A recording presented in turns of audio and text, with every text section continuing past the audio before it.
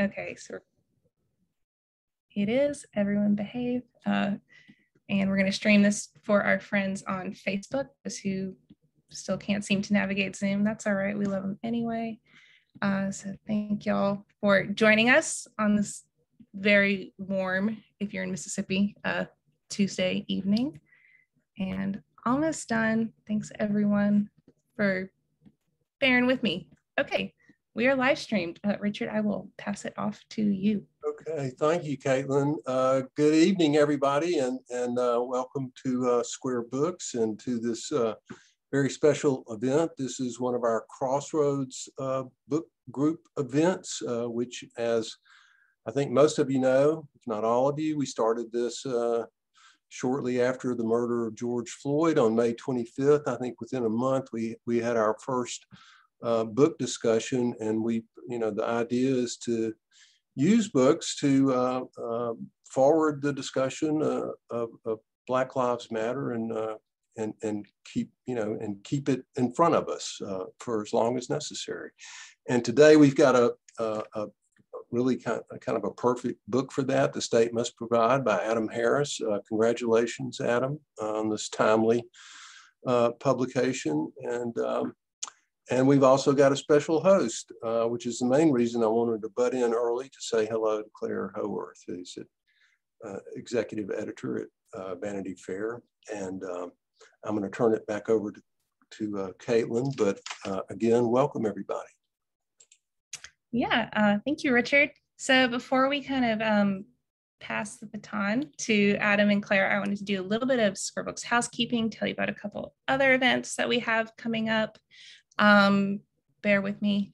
Okay, so tomorrow, September 1st at 6 p.m. Central Time, we are proud to be featured as the independent bookseller for the latest installment of Friends in Fiction, which is a weekly Facebook Live web show and podcast hosted by authors Mary Kay Andrews, Patty Callahan Henry, Mary Alice Monroe, Christy Woodson Harvey, and Kristen Harmel. So again, that's at 6 p.m. On Facebook or their YouTube channel. Their guests are two Square Books pals, Laura Littman. She'll be talking about her new book, Dream Girl, and Megan Abbott. And she will be discussing her newest book, The Turnout. And you can use the code FRIENDSFICTION10 on our website for 10% off both of those titles.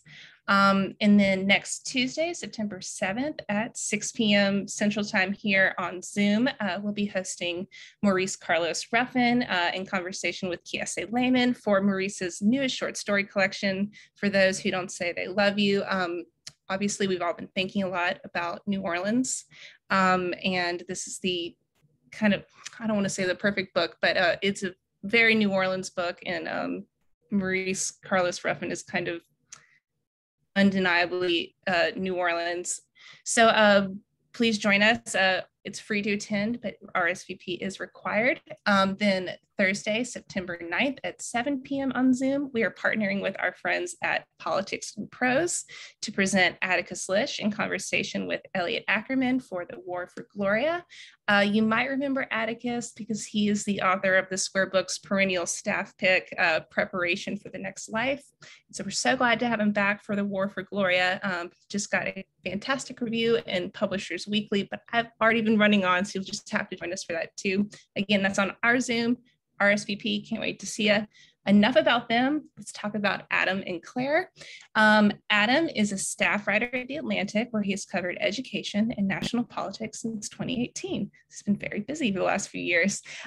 He was previously a reporter at the Chronicle of Higher Education, where he covered federal education policy and historically Black colleges and universities. He is the 2021 New America Fellow, congratulations, and the recipient of the Rising Star Award by the News Media Alliance. Claire Howorth is an executive editor at Vanity Fair, where she began her media career as an assistant to the editor. In between her two tenures at Vanity Fair, she's held editorial roles at the Daily Beast, New York Times Style Magazine, and Harper's Bazaar, among other publications. She was most recently an editorial director and assistant managing editor at Time, where she oversaw opinions and lifestyle coverage, including cover packages. She wrote one of her own, The Goddess Myth, about modern motherhood. She holds a degree from the University of Colorado at Boulder. Phew, you're both very accomplished, and I think our readers are so lucky to get to hear you talk, and we're so grateful that you're spending your evening with us. Those of y'all who are tuning in, please submit questions in the Q&A, and I will come back and moderate those after they've had a chance to discuss the book. Thank you both so much, and can't wait to hear this discussion. Thank you.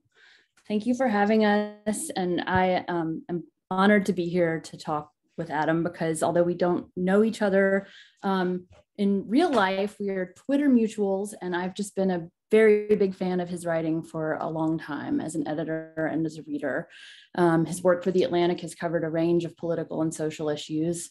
A lot of it is centered in education, and The State Must Provide is just a beautiful and crucial book. He combines political history with personal experience and social and cultural examination, and the writing is extraordinary and lyrical. I'm going to read you a couple of my favorite sentences. Packed flakes blanketed the buildings like fitted sheets, goes one early sentence, which Adam uses as a metaphor for change as things begin melting. Later, a sentence whose first four words I will be quoting for a long time to come.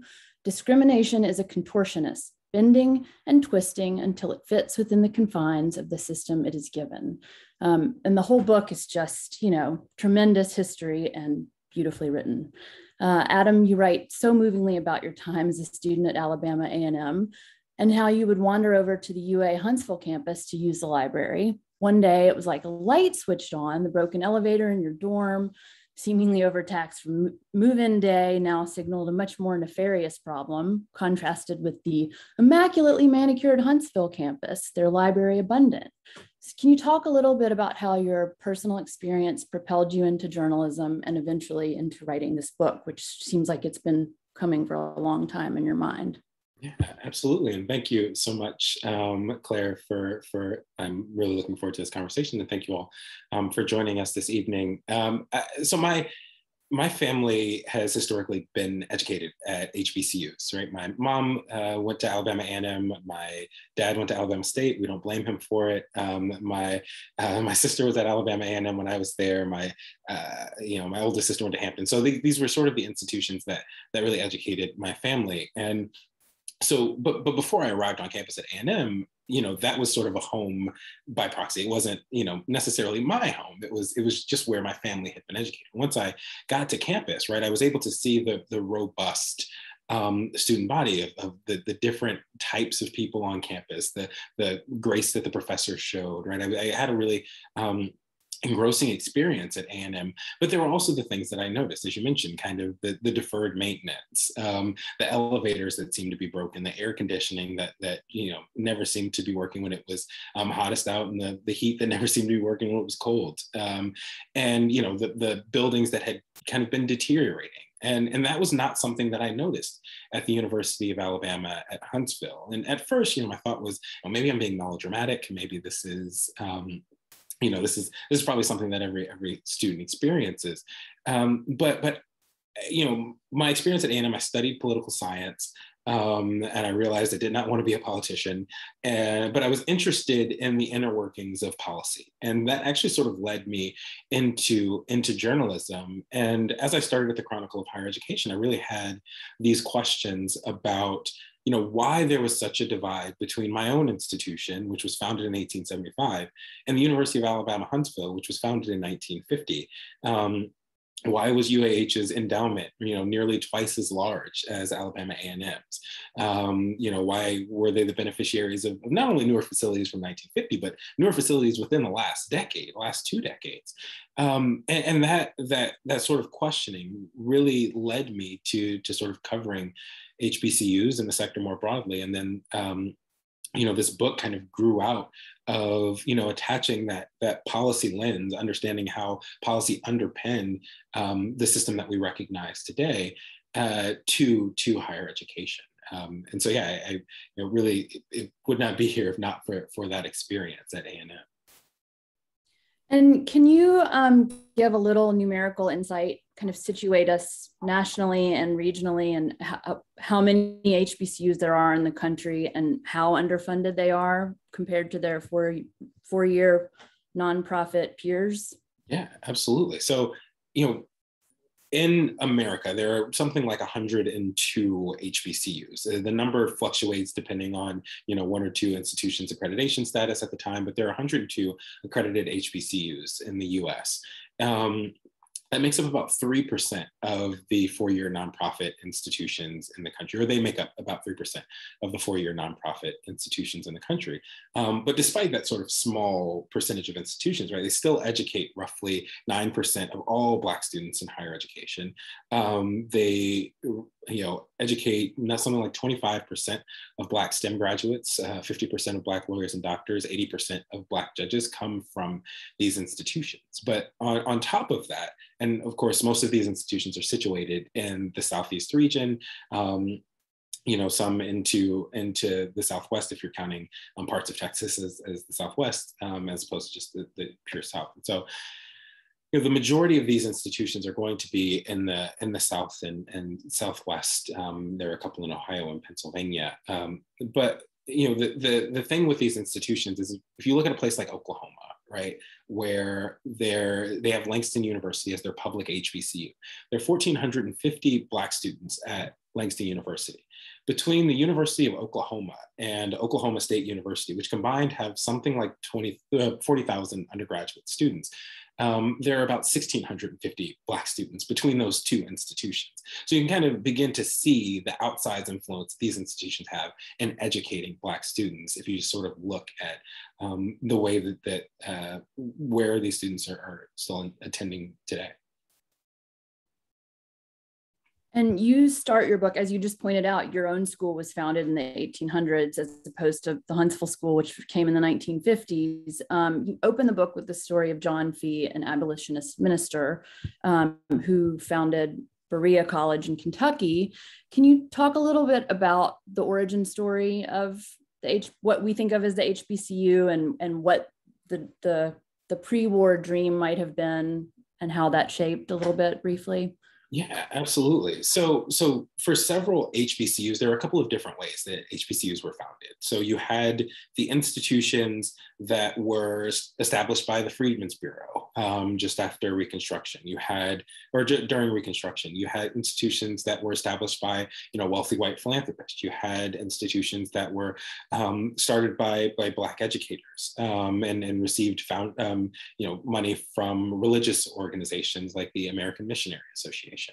And so there were several iterations of ways that HBCUs were founded, but there was also, you started seeing the disparity in the funding emerge almost immediately, where, in a place like Tennessee, they would have private colleges that had not converted into being public colleges yet, but the state would fund these private colleges and yet let, a Black college like Tennessee Manual Labor Institute, which had to close because it did not receive the similar funding as two other predominantly white institutions, private institutions in the state.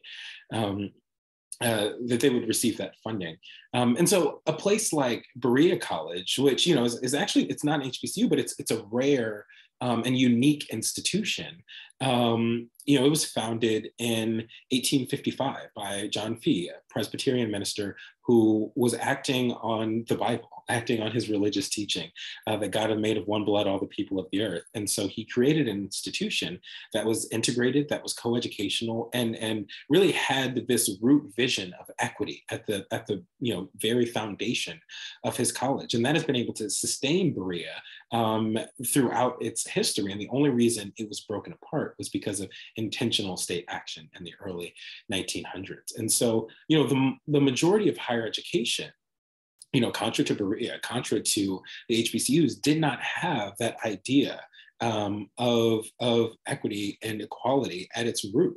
It didn't have the idea of educating everyone in the US at their root, especially, if you're thinking of state and federally supported higher education. And so, when you think about that, the difference between the institutions that were founded to educate those who were shut out and the institutions that were founded to educate everyone else, or educate the majority population at the time, you really start to see the divide in how the institutions have developed. But on top of that, it's almost as if those institutions may have further to go in order to, the institutions that didn't have equity at their root may have further to go in order to establish the idea of equity as a pillar at their institutions.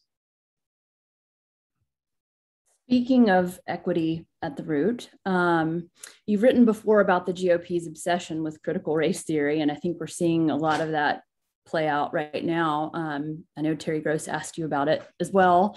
Is there a connection you can make between the anti-critical race theory movement that they're waging and the inequality we're seeing in higher education? I mean, can you chart that line? It's like direct.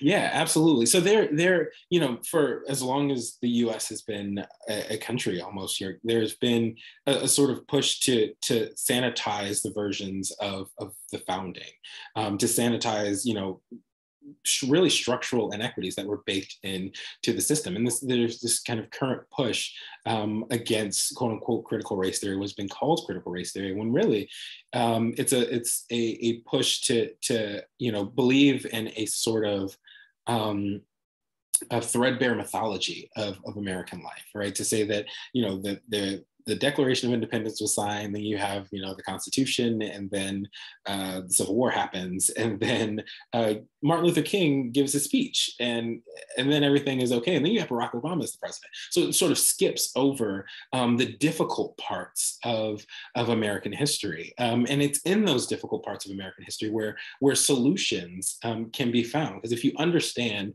what is happening at the root, then you can understand what needs to be addressed in order to make that sort of more perfect union that the founders believed in. So if you're believing in the founding ideals of America, you should be believing in the experiment that America really is, and the fact that you should always be working to make the country better. And it's interesting to publish this book in a space where people are trying to actively push against examining those roots. But when people are trying to deny that truth telling and trying to block that truth telling, it makes that truth telling even more important. And I imagine many people on this call or Zoom watched the Nikole Hannah-Jones story unfold at UNC and saw how she was blocked from tenure. I might be, whatever, that is what happened. And then went to Howard. So what did her moving to Howard and going to Howard as a professor, and Ta-Nehisi Coates, him going there, what did that mean for Howard, for HBCUs, and for the general public who kind of watched this story unfold and watched this aversion to history in real time?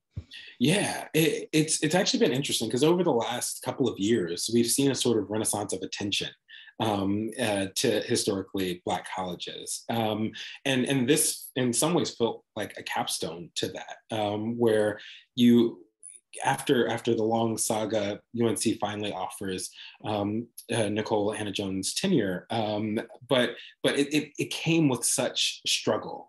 And there are interesting parallels there between a sort of history of higher education and her struggle, because you think about a place, think about the 50s, the 60s, and the 70s as you're moving towards integration in higher ed. And that did not happen without like violent struggles oftentimes, in Mississippi, violent struggle to integrate the University of Mississippi. And so, this one wasn't a violent struggle, but it was a difficult struggle in order for them to accept that, this is not only a Pulitzer Prize winner, this is an alum, a master's alum of the University of North Carolina. This is someone who was nominated to the Academy of American Historians, a MacArthur Genius Grant winner, right? So she had the credentials for tenure, and yet it was denied. And her going to Howard really signaled, as she wrote in her letter, right? I want to go somewhere where I am accepted and not, tolerated. I want to go somewhere where I can be celebrated and be fully present with who I am.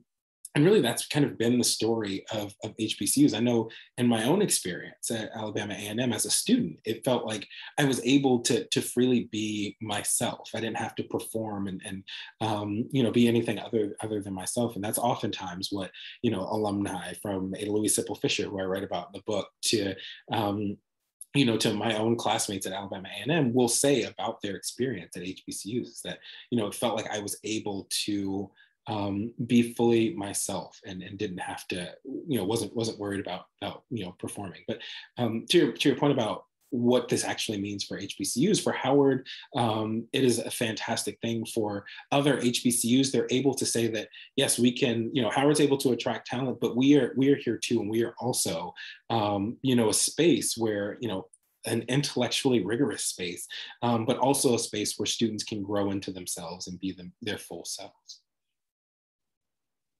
As you pointed out, there has been an HBCU renaissance, and a lot of attention has been gotten for people who are donating large sums of money to HBCUs, the Koch brothers, Mackenzie Scott. I'm glad we don't have to say Bezos.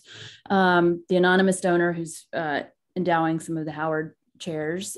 Do you view philanthropy as a generally good thing, or does it help politicians and the government continue to kind of evade responsibility?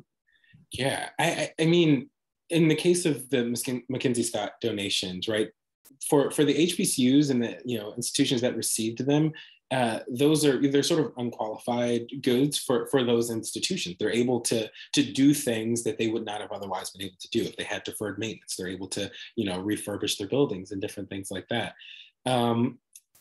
But I do think that in some cases, states may use it to sort of absolve themselves, particularly in the case of public institutions, absolve themselves from doing what they were supposed to do. A state like North Carolina, where, if you're just surveying the public institutions in North Carolina, 25% of Black students who attend a public college in North Carolina do so at one of the 5 HBCUs. Conversely, 22% of Black students who attend a public college in North Carolina do so at one of the 12 predominantly white institutions. The rest of the Black students in the state, public Black students in the state, go to the community colleges. And so, when you think about the outsized share of that student population that these institutions are educating, and have historically educated, I do sometimes worry that states will use, the donation saying, "Oh, you received $20 million, fantastic. We don't have to spend that $20 million on you now," as opposed to saying that is an add-on in addition to what we have been supposed to do for a long time. And, throughout history, you see instances where states will take money away from the Black college without real reason, right? Kentucky, when they appropriated $5,000 to send Black students out of the state for graduate education, took $5,000 away from Kentucky State's budget. In Mississippi, Alcorn State was founded in 1871. It was given a guaranteed appropriation of $50,000 a year for at least a decade. By 1875, when the Redeemer swept into office, that appropriation was reduced to $15,000 a year. A year later, 1876, it's reduced again to $5,500 a year. Meanwhile, you have the faculty at the University of Mississippi who are saying we would rather resign. We would rather our campus close than enroll a Black student. And so I think that states really have to look at that history, look at the ways that they've shorted these institutions when other institutions were keeping them out, and really not just lean on philanthropy to solve the issues that are really in some ways state and federal issues, but rather think of them as additional on top of it.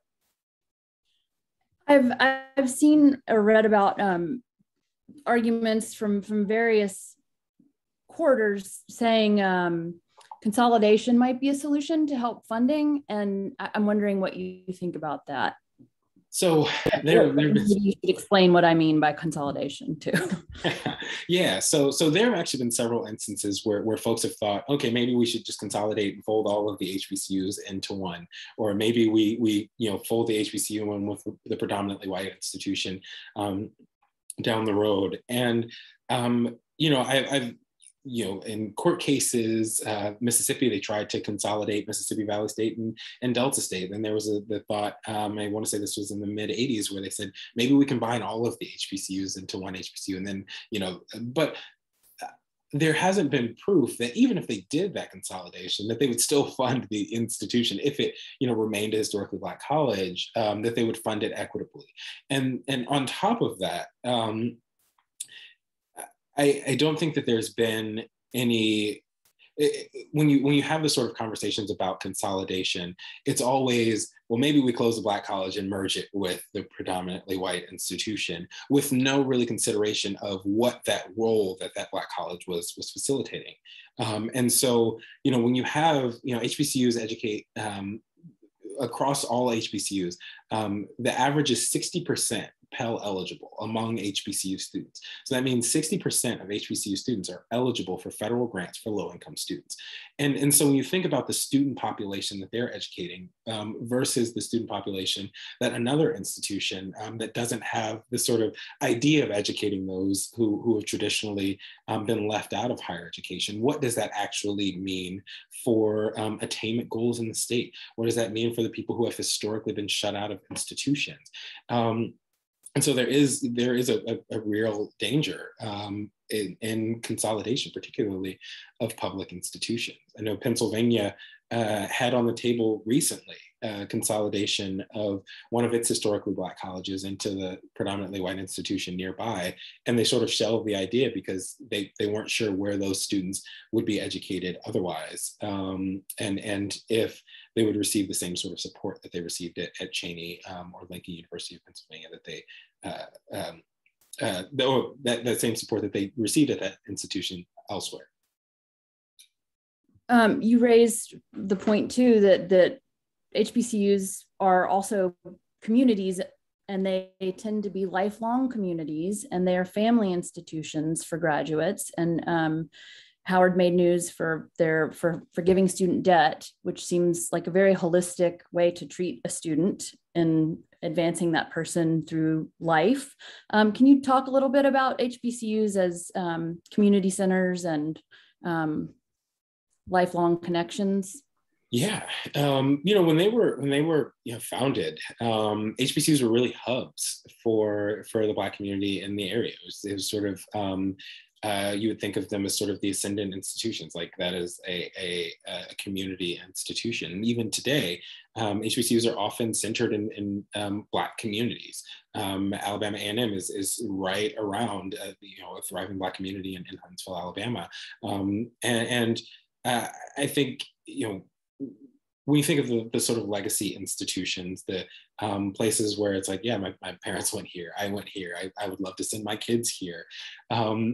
HBCUs have really tried to grow into being that. It was a time when, of course, they had a monopoly on Black education, in part because predominantly white institutions were not accepting Black students. That's no longer the case. But there are ways where HBCUs try to provide those robust supports for students in order to encourage that sort of lifelong connection, as you mentioned, thanks to some of the recent dollars that the institutions received from the federal government.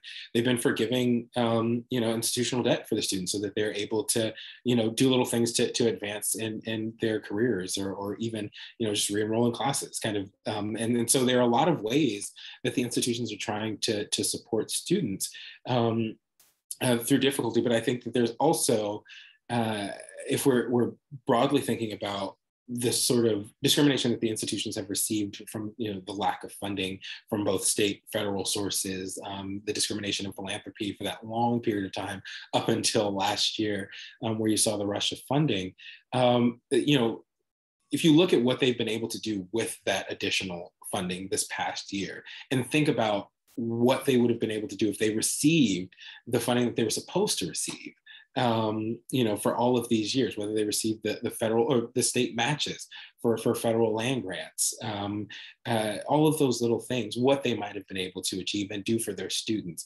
I think that, the forgiveness of that institutional debt and that student debt goes a long way in making the case for, if you hadn't discriminated against these institutions, they would have been able to do more for their students and be even more of an economic driver than they are. I think UNCF, the last point, UNCF did a report a couple of years ago that said HBCUs, the economic impact that they have nationally, $13.8 billion of economic impact. They bring something like 137,000 jobs to their local communities. And so if they weren't denied that funding, where would they be now? Speaking of missing funds, thanks to your Twitter feed, I've read the Mississippi Today story about the IHL really failing to put forward the funds that it promised, which I think was 35 million, and in 17 years they've raised 1 million. Can you talk a little bit about Mississippi's own IHL and the money that is still owed to colleges in that state? Yeah, absolutely. So that money, that $35 million endowment that they were supposed to raise, came out of the Ayer settlement, of course, the longest case to understand what it meant for a state to desegregate its higher education system and eliminate the vestiges of racial discrimination and segregation. So that case was settled in the early 2000s, and as a piece of that, of course, they were supposed to raise this endowment, but the Black colleges received over $500 million over 17 years, split between the three institutions. And in some ways, IHL has not lived up to its end of the bargain there. And the interesting thing, in addition to IHL not living up to the bargain, in addition to there being 3 of the 8 public colleges in Mississippi being HBCUs, and yet a majority of the seats on IHL are not even kind of comparably HBCU alums. And there's an interesting way that what is happening in Mississippi with their not living up to the settlement is equivalent to what's happening in North Carolina, where they're not living up to their settlement either, or what's happening in Alabama, where they're not living up to their settlement. So these states used these settlements to get out from under federal desegregation monitoring, to get out from having to prove to the federal government that they've eliminated the vestiges of segregation in their systems, and yet they're not even fulfilling those promises that they made for the bargain. And so I think that so Alvin Chambliss recently held a rally in Jackson to sort of bring light to the failings of that settlement. And I think that IHL will continue to be challenged until it lives up to not only that settlement, but making right those sort of vestiges of discrimination and eliminating those vestiges of discrimination in their system. I'll ask one more question, and then we can see if anybody in our audience that I can't see has anything to ask. But it's been 67 years since Brown versus Board of Education. And as the subtitle says, why America's colleges have always been unequal and how to set them right. How do we set them right? And how are we going to get there, and when are we going to see equality? I mean, maybe you can't answer the last part, but how do we set them right? Yeah, so I think that there are a couple of ways to start. One, there's actually a bill working its way through Congress right now that would update the infrastructure at HBCUs, and I think it's multi-billion-dollar bill that would begin to start to address some of those years of deferred maintenance, and so I think bills like that aren't attaching numbers with M's in them saying, oh, it's going to $30 million, that'll solve everything. I think that really deep investments into institutions that not only HBCUs, but also community colleges, institutions that are doing outsized work and serving populations that a large share of higher education only serves in kind of doses. I think that's a part of it. Also, this year, HBCUs will receive a one-time injection of funding from the federal government from some of these COVID relief bills, and there's a push to make some of that permanent. But in addition to that, I think that there maybe needs to be a conversation about the institutions that profited and really thrived in the era of slavery and segregation, whether they owe something to the institutions that were educating large shares of Black and Brown students when they were shutting them out. And until states work in, particularly for their public colleges, the idea of equity into their funding models so that, institutions aren't penalized for having, low enrollments and less less funding. Their graduation rates are a little lower because they're not able to provide the sort of robust supports that institutions that are well endowed are able to. And they start thinking about equity at the root. It's going to be very difficult, but I think that we are in a moment where people are acknowledging and understanding the role that, HBCUs, community colleges play in the higher education system, and have historically played in higher education. And the more that we acknowledge that and move towards not only acknowledgement, but funding attached to that acknowledgement, that's how we start to move towards equity in higher ed. Thank you. I will start reading our first question right here from Aaliyah. As someone who went to an HBCU and has been reporting on them for years, what surprised you most once you started doing research for the book? Yeah, interestingly enough, even after I'd covered HBCUs and generally known about the ways that they had been discriminated against, getting into sort of the granular details of that discrimination really kind of shocked me. I think about, the ways that states actually studied their discrimination to these institutions. So, back in the early 1900s in Kentucky, they brought down William T.B. Williams, sort of storied professor that had taught at Hampton, that had taught at Tuskegee, and said, hey, can you come and study our institution and see what it would take to raise it up to be like Tuskegee? And he comes in, he says, the girls' dorm is fire prone, it lacks a fire escape. The boys' dorm is in a mud puddle. The electrical plant doesn't have power. The buildings are old. The faculty is underpaid. The students and the faculty are great, but you're putting them in conditions where they're not supposed to succeed. And even though they are succeeding, you need to upgrade those conditions. And the state, he told them it was going to be expensive, and the state said, well, we have $40,000, we can fix it with that. And so there were several instances like that over time that were really sort of jarring to read. And so the granular details of the discrimination and how the states have sort of let the institutions languish was, kind of remarkable as I started researching and uncovering things. Anyone else? I'll ask another question if you're willing to share the answer, but I'm really curious about what your next book, how this book connects with your next project.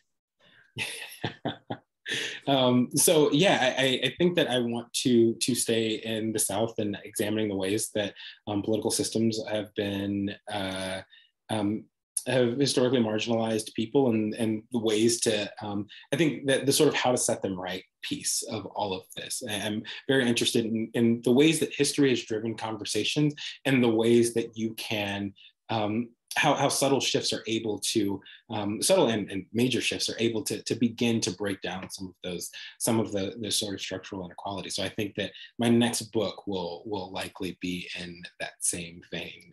Stay tuned. There may be more coming on that one soon. I see Caitlin. Yeah. Oh, I see someone raising a hand, but I don't know what they need. Well, so Claybird, if you have a question, if you could submit it in the chat or the Q&A, or maybe it was a mistake, but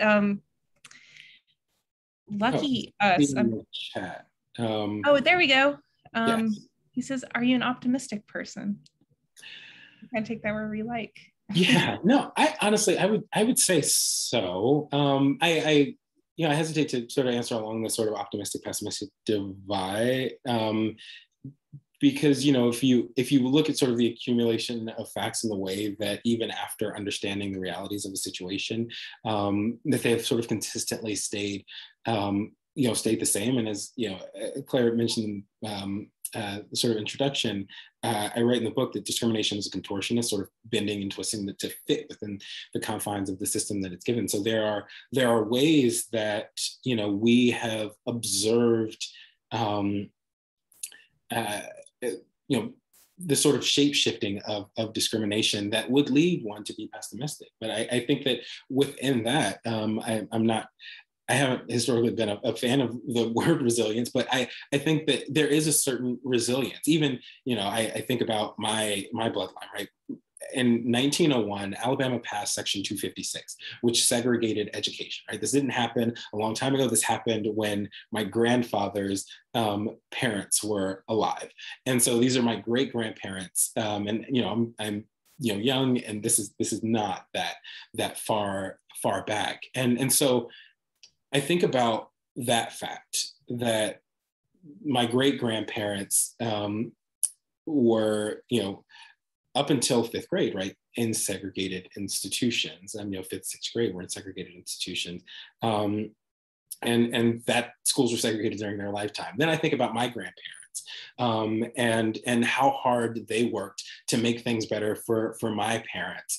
And then I think about, how my parents worked to make things better for me. And so I think, thinking about that resilience of, in spite of all of this, right? My mom was born in 1963 in Montgomery. They were, my grandparents were born in Sumter, Alabama. And the fact that, in a couple of generations, everything has sort of been propulsive. And that hasn't been the case for everyone. But I just think about that resilience and that family and knowing that I want to make a better world for my two daughters. And I'm knowing that that's what they wanted. I think that kind of leads to some form of optimism. And it's really hard to write how to set them right without thinking that things can be right. So, it's if pessimism and optimism are a spectrum, I'm moving a little bit more towards optimistic.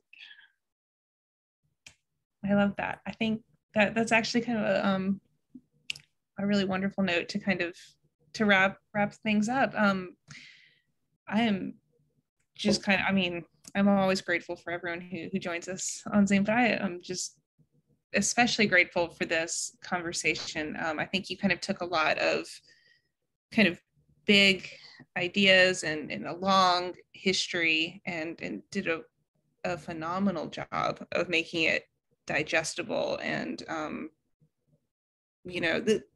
want to kind of brag on this book a little bit. So Echo Press, and we've got these very handsome book plates as kind of our pandemic workaround for signed first editions. And but look, it's not very big, which as a bookseller who has so many books and never enough time, I appreciate a little brevity. We have one more, and I think you might know Norma. She says, of the many Black students who have been wrongfully denied admission to American colleges and universities over the centuries, how did you choose the individuals whose stories are highlighted in The State Must Provide? Question? Yeah, thanks, Norma. So a couple of ways, right? So these were in some ways names who were attached to cases. So their stories were sort of lost in case law. But I think that in other ways, right, people like George Washington Carver, who I highlight, who people, they may know George Washington Carver, but they don't understand the ways that he is sort of attached to this broader legacy of higher education, right? So he went to Iowa State University. He was one of the first Black students, literally the first Black student to attend Iowa State University. And Iowa State is a land grant. So it was founded, just after 1862. Iowa was actually the first state to accept the land grant from the federal government. And yet, he was not enrolled as the first Black student at Iowa State until 1890. And that's the year that the federal government said, either you enroll Black students at your predominantly white institution, or you create a separate institution for the students. And this was also around the same time as you start to get the beginning and the first inklings of separate but equal, of the lie of separate but equal. And so it was really trying to, in telling the story of higher education, you can, tell the story of, is this, there's this college and there's this wonky thing that happened and that's how these colleges were created. Or you can tell and really get people interested in the people that are attached to these stories.